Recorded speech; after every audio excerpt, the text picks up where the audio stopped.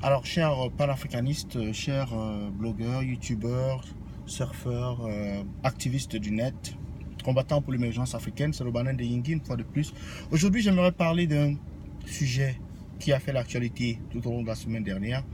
Il s'agit de la victoire de George Weah à l'élection présidentielle de son pays, le Libéria. Alors, beaucoup n'ont pas réalisé ce miracle en fait, parce que ça, pour certains, cela paraît comme un miracle. Mais quelle leçon devons-nous tirer de cela? On a des gens, des intellectuels, des élites, au Cameroun par exemple, et en Afrique en particulier, qui pensent qu'il y a une école spéciale pour devenir un politicien. Qui pensent qu'il y a une école spéciale pour devenir un bon gestionnaire, qui pensent qu'il y a une école spéciale pour avoir une vision. Le politicien n'a pas toujours de vision, n'est pas toujours un visionnaire. Il y a des politiciens qui, en fait, rentrent dans la politique pour faire du business, c'est-à-dire pour se faire de l'argent. On se fait de l'argent comment dans la politique? Évidemment, en donnant des contrats, en utilisant la corruption, en volant les biens publics. C'est comme ça.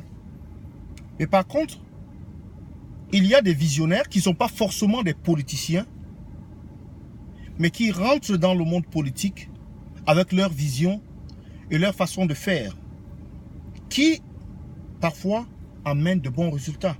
Amadou Ahidjo n'était pas un grand président. C'était pas un grand intellectuel, s'il vous plaît. Mais il était un grand président. Ronald Reagan, qui était un acteur, n'était pas un grand politicien. Mais il était un bon président. Arnold Schwarzenegger n'était pas un grand politicien, mais il était un bon gouverneur. Donc c'est pour vous donner autant d'exemples. Quels que soient les masters que vous avez, les doctorats, les licences, je ne sais pas quoi. Mais cela ne vous fait pas un homme qui peut bien gérer un pays. Alors comment George Weah a réussi donc au Libéria? C'est simplement que dans un système où les règles du jeu sont claires, dans un système où tout est transparent, où il y a une commission électorale indépendante, où il y a libre expression, où on peut aller voter librement, et où les gens ont confiance au jeu électoral. C'est-à-dire que mon vote va compter. On arrive à un résultat qui est en réalité celui du peuple, celui que le peuple veut. Bien sûr, il a eu des échecs. Il a eu des échecs, il a concédé la défaite quelques fois par le passé, 2 fois. Et mais après, il s'est remis, il a rectifié ses erreurs et il a réussi. Donc ce message, c'est pour cette jeunesse camerounaise qui pense que ceux qui nous dirigent en ce moment sont des messies qui ont été envoyés, parachutés, je ne sais d'où. Je veux croire qu'ils soient parachutés de quelque part, mais pas du ciel. Pas de Dieu. Ils n'ont pas été commandés par Dieu ou quoi que ce soit. Ce sont des gens qui ont acquis le pouvoir ou qui se sont accaparés du pouvoir.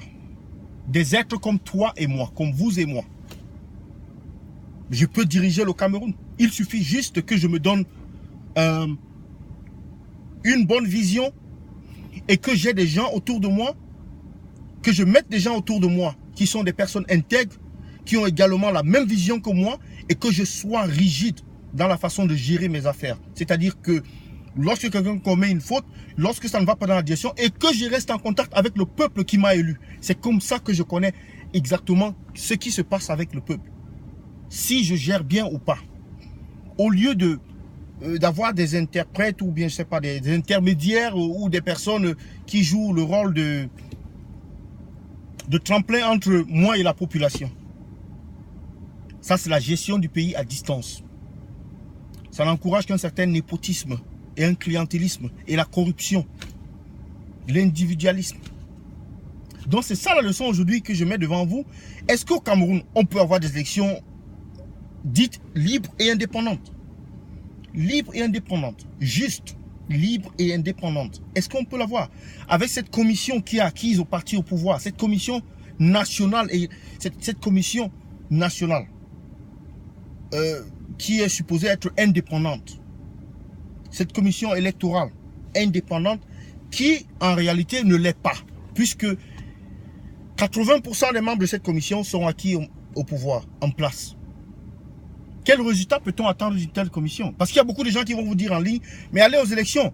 Mais même le pouvoir en place vous dit allez aux élections, parce qu'ils savent ce qui se passe quand on va aux élections. Ils savent, quel que soit ce que vous allez dire aux élections, ça ne va pas compter. D'une certaine manière, où ils sauront comment renverser la tendance.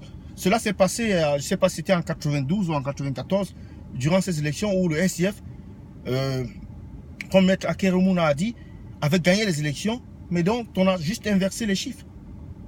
Donc c'est ce débat-là qui est vraiment ouvert au Cameroun. Parce qu'avant d'avoir un changement au Cameroun, il faut qu'on change ce système électoral en commençant par cette commission électorale qui n'est pas indépendante. Quels que soient les mots qu'on lui donne, qu'on lui attribue, elle n'est pas indépendante. Et il faut commencer par là. C'est là où le travail doit être fait, avant de se lancer aux élections. Mais sinon, on ira comme des bœufs qui vont à l'abattoir et puis on sait ce qui se passe par la suite. Le résultat sera le même. Donc sur ce, je vous quitte. J'attends vos commentaires, partagez la vidéo. Et puis à bientôt. Le débat est ouvert. C'est l'année électorale, comme on le dit au Cameroun. Surtout que moi, je suis parmi ceux qui sont sceptiques en disant qu'il n'y aura pas élection. Parce que je ne vois pas comment il y aura élection avec la crise anglophone et puis Boko Haram. Bon, on dit Boko Haram est finissant, mais bon, la crise anglophone est toujours là. Mais bon, je vous quitte et puis j'attends vos commentaires, partagez la vidéo et puis abonnez-vous à ma chaîne. À bientôt. Bonne journée.